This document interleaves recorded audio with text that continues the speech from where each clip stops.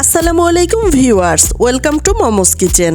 আমার আজকে রেসিপিতে থাকছে বাটাবাটির ঝামেলা ছাড়াই ঈদ স্পেশাল কাবাব রেসিপি। ঈদে এমন কিছু খাবার আছে যেগুলো না হলে একেবারেই চলে না, আর তার মধ্যে অন্যতম হচ্ছে শামি কাবাব। চেষ্টা করেছি খুবই সহজভাবে রেসিপিটি শেয়ার করতে, আশা করছি আপনাদের উপকারে আসবে। চলুন তাহলে মূল ভিডিওতে চলে যাই। এখানে একটি বাটিতে নিয়ে নিলাম হাফ কাপ পরিমাণ বুটের ডাল। এগুলোকে আমি 5-6 ঘন্টা সময় ধরে পানিতে ভিজিয়ে রেখেছিলাম। এখানে নিয়ে নিলাম 500 গ্রাম গরুর মাংস। এগুলোকে আমি ছোট ছোট টুকরো করে নিয়েছি। এখন আমি ভিজিয়ে রাখা ডালগুলো এর মধ্যে দিয়ে দিলাম 1 চা চামচ করে আদা রসুনের পেস্ট, আর দিয়ে দিলাম একটি বড় সাইজের পেঁয়াজ কুচি, দিয়ে দিলাম স্বাদ মতো লবণ। রাঁধুনির যে কাবাব মশলা রয়েছে সেখান থেকে আমি 2 টেবিল চামচ পরিমাণ কাবাব মশলা দিয়ে দিলাম। এখন দিয়ে দিচ্ছি 1 চা চামচ পরিমাণ লাল মরিচের গুঁড়ো, হাফ চা চামচ পরিমাণ হলুদের গুঁড়ো, আর দিয়ে দিলাম 1 চা চামচ পরিমাণ গরম মশলার গুঁড়ো। এখন দিয়ে দিচ্ছি প্রায় 2 টেবিল চামচের মতো রান্নার তেল। সবগুলো উপকরণকে একসাথে মিশিয়ে নিচ্ছি। ভালোভাবে মেশানো হয়ে গেলে এখন আমি এর মধ্যে দিয়ে দিচ্ছি পানি। পানির পরিমাণটা এমনভাবে দিতে হবে যেন মাংসটা খুব ভালোভাবে সিদ্ধ হয়ে যায়। পানিটা দিয়ে আবারও আমি নেড়েচেড়ে মিশিয়ে নিচ্ছি আর চুলায় বসিয়ে দিচ্ছি। আর চুলার আঁচ হাই হিটে করে আমি বলক তুলে নিচ্ছি, আর এখন ঢাকনা দিয়ে ঢেকে দিচ্ছি। আর এরই মধ্যেই খুব ভালোভাবে বলক চলে এসেছে। এখন আমি চুলার আঁচ মিডিয়াম থেকেও আরেকটু কমিয়ে মাংসগুলোকে সিদ্ধ করে নিচ্ছি। বেশ কিছুক্ষণ রান্না করে নেওয়ার পর মাংসগুলো যখন খুব ভালোভাবে সিদ্ধ হয়ে যাবে তখন আমি চেক করে নিচ্ছি। ডালগুলো তো সিদ্ধ হয়েছে, আর মাংসটাও কিন্তু একেবারেই প্রপারভাবে সিদ্ধ হয়ে গেছে। মাংসটা জুসি থাকা অবস্থাতেই কিন্তু ম্যাশ করে নিতে হবে। এখানে একটি পটেটো ম্যাশার দিয়ে আমি মাংসগুলোকে ম্যাশ করে নিচ্ছি।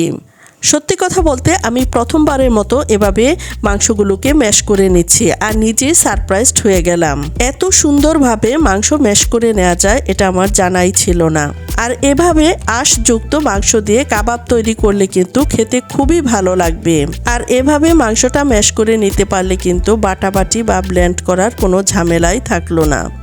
আর এই অবস্থায় মাংসটাকে প্যানের মধ্যে রেখে পানিটা কিছু শুকিয়ে নিচ্ছি।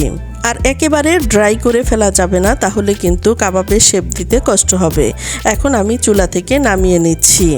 আর দেখুন মাংসটা কতটা আঁশযুক্ত রয়েছে। এখানে লবণের পরিমাণটা একটু কম থাকায় এর মধ্যে দিয়ে দিলাম স্বাদমতো লবণ, দিয়ে দিলাম একটি ডিম, আর দিয়ে দিচ্ছি একটি বড় সাইজের পেঁয়াজ কুচি, আর 5-6টি কাঁচামরিচ কুচি, আর কিছুটা ধনিয়া পাতা কুচি।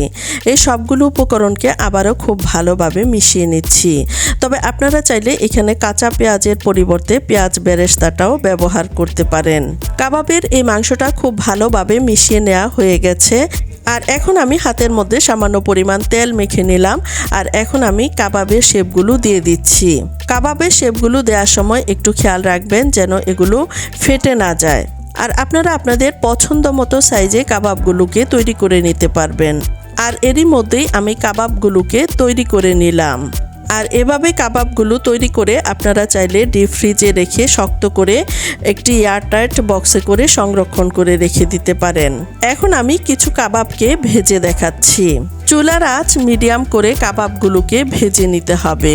কাবাবের এক পাশটা যখন ভাজা হয়ে গেছে তখন আমি এগুলোকে উল্টিয়ে দিচ্ছি। আর কাবাবগুলোকে আমি গোল্ডেন ব্রাউন কালার করে ভেজে নিচ্ছি।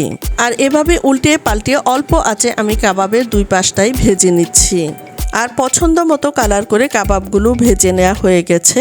এখন আমি তেলটা ঝরিয়ে আমি কাবাবগুলোকে তুলে নিচ্ছি। একটি সার্ভিং ডিশে পরিবেশন করে দেখাচ্ছি। আর এখন আমি একটি কাবাবকে ভেঙে দেখাচ্ছি। আর দেখুন এর ভেতরে কতটা আঁশযুক্ত হয়েছে, আর এটা যে খেতে কতটা সুস্বাদু হয়েছে আমি আপনাদেরকে বলে বোঝাতে পারবো না। আশা করছি আমার আজকের এই ভিডিওটি আপনাদের অনেক বেশি ভালো লেগেছে। আজ এ পর্যন্তই। আল্লাহ হাফেজ।